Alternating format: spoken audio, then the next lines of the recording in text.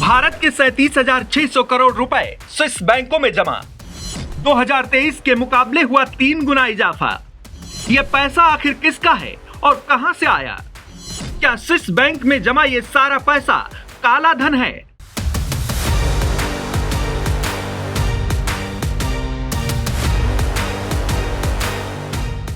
देश में अक्सर काले धन को लेकर चर्चाएं होती रहती हैं और तमाम राजनेता अपने राजनीतिक लाभ के लिए भी इस शब्द का उपयोग करने से परहेज नहीं करते।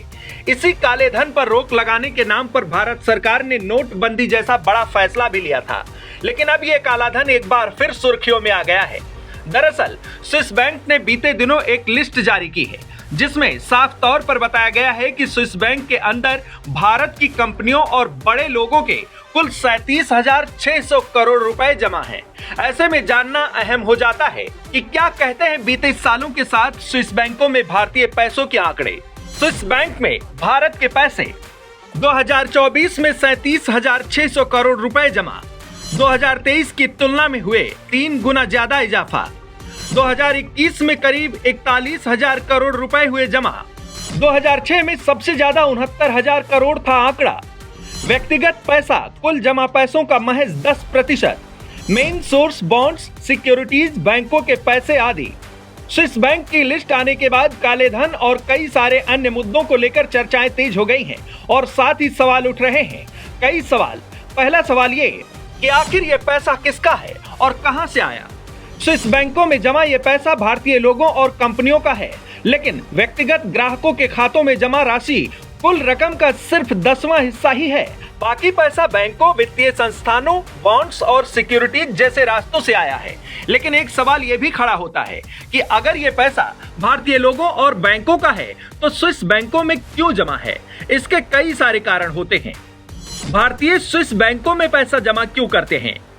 अंतर्राष्ट्रीय कारोबार और लेन देन में आसानी हो, बॉन्ड्स, सिक्योरिटीज में निवेश से बेहतर रिटर्न मिले, स्विट्जरलैंड के स्थिर और सुरक्षित बैंकिंग सिस्टम का फायदा, विदेशी मुद्रा प्रबंधन और ग्लोबल फाइनेंशियल सिस्टम में हिस्सेदारी। भारतीय लोग और बैंक भारत छोड़कर अगर दूसरे देशों की बैंकों में पैसा जमा कर रहे हैं तो सवाल ये भी उठता है कि क्या स्विस बैंक में जमा ये सारा पैसा काला धन है? तो इसका जवाब है नहीं। स्विस अधिकारियों और भारतीय सरकार ने साफ कर दिया है कि स्विस बैंकों में जमा सारा पैसा काला धन नहीं माना जा सकता।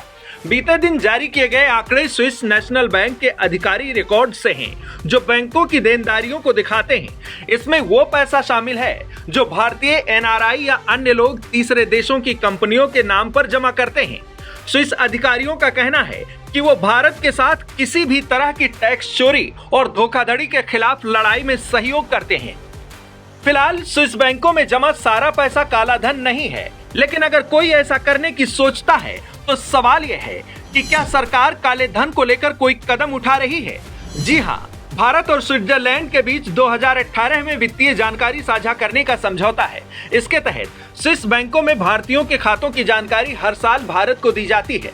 इससे पहले 2019 और 2020 में भी ऐसी जानकारी साझा की गई थी। साथ ही भारतीय सरकार समय समय पर स्विस अधिकारियों से डिटेल्स मांगती रहती है ताकि ये सुनिश्चित हो सके कि कोई टैक्स चोरी या अवैध फंड तो नहीं जमा हो रहा।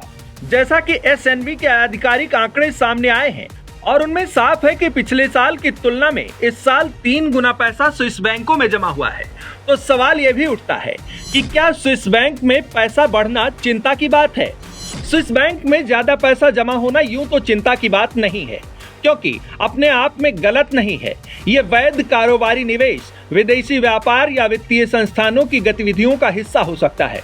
लेकिन अगर कुछ पैसा अवैध तरीके से जमा किया गया है तो उसकी जांच होनी चाहिए, और अगर ऐसा होता है तो वो बिल्कुल चिंता का विषय है।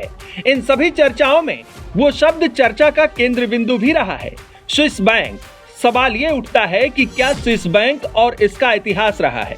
स्विस बैंक स्विट्जरलैंड में मौजूद वो बैंक है जो अपनी प्राइवेसी और सिक्योरिटी के लिए जाने जाते हैं। इन बैंकों में लोग अपने पैसे इसलिए भी जमा करते हैं क्योंकि इनके खातों की जानकारी किसी को नहीं दी जाती, अकाउंट होल्डर्स के देश और सरकार को भी नहीं।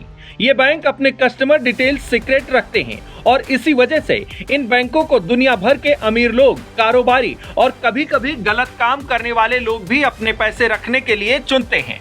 स्विस बैंक की शुरुआत 17वीं शताब्दी में हुई थी और 1713 में स्विट्जरलैंड में गोपनीयता के सख्त कानून बनाए गए। 1998 में यूनियन बैंक ऑफ स्विट्जरलैंड और स्विस बैंक कॉरपोरेशन के मिलने से यूबीएस बना, जिसे लोग आज स्विस बैंक के नाम से जानते हैं। ये बैंक पैसे जमा करने के साथ साथ इन्वेस्टमेंट और फाइनेंशियल सर्विसेज के लिए भी जाने जाते हैं।